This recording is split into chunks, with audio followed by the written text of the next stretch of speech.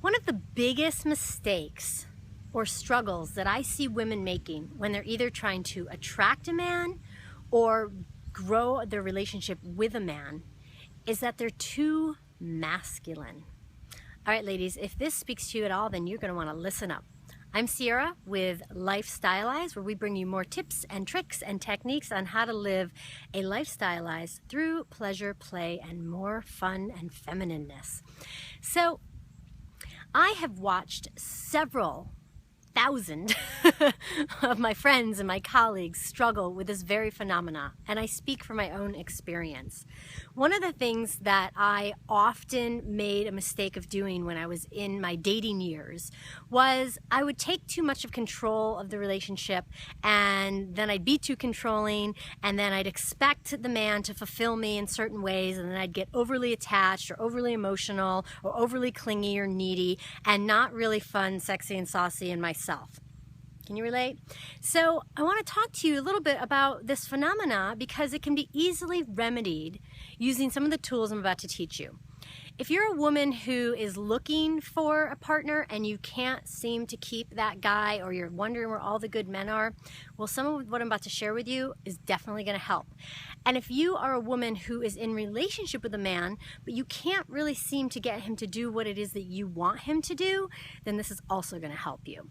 So the first thing you want to understand is that men love competition. They love competition. It's part of their DNA. It's how they survive. The only place they don't love competition is with their woman. So when we're being too controlling or large and in charge or asserting our independent ways within the relationship with a man, it's ultimately going to be a disaster. Because eventually, if the man feels that he can't win with you, and that could be anything from not being able to make you happy, not being able to get things right, to please you, whatever it is, if he feels that in any way, shape, or form he cannot win with you, then you will have lost his not only respect and love, but his masculine awesomeness. He will shrink back and either stray and leave you and find another woman that he knows he can win with, that he can please, or he's going to just basically be like, whatever you say, honey, and avoid you and not want to hang out with you or give you anything that you desire. So I really want you to take a look at that, where you're being overly masculine, overly controlling, or trying to dictate everything he does and not actually appreciating him. Because the other thing you want to do is men really need to be appreciated. So if he's not getting the kind of appreciation and love and adoration that he needs to get all puffed up and then give you what you desire, then he's also going to feel like he's never going to win with you. Now, I know a lot of my girlfriends, especially a strong women type, often say, well, come on, really? Like, why do I've got to do the shifting? Why do I have to be the one that changes? Well, if you want a happy life, then you've got to do the work. You can wait all day long for your man to change, but more likely he's going to be needing you to change in which to actually show up differently around you.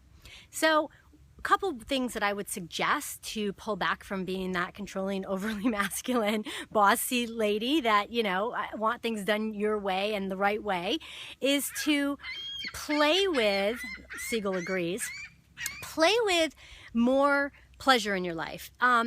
Start to not be so stuck in your ways and get a little curious and a little fascinated by how your man might show up and what he might bring to the table and the kinds of offerings that he may do. Now, he may do it completely wrong in your mind, but you know what? You also might learn something and you might find a new way of doing things. So it's getting more of your flirtatious, fun, saucy sexiness on and being like, okay, honey, awesome. Let's see, and encouraging him and appreciating him. It works like a charm. So I want you to try this on.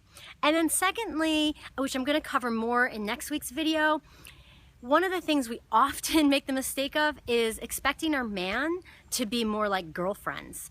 And we work out our emotional baggage on them, and it degrades them and it wears them down.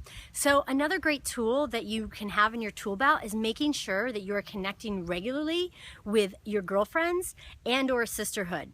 And again, next week I'm going to give you more of a definition of the difference between having girlfriends and being in sisterhood. And I'm doing some great market research on this as well, so I've got some really fun things to share with you. But in the meantime, I want you to make sure that you're filling your tanks, that you're being more playful, that you're lightening up around your man, that you're encouraging him, you're trusting him, you're giving him kudos, and you're actually stepping back and allowing him to step up. Can you do it? Can you do it? I think you can. All right, I'd love to hear your comments below. Please post below places that you know where you've been too controlling, or ways that you know you can step back, even though it might scare you, and allow your man to step up. Can't wait to hear from you. Talk to you soon.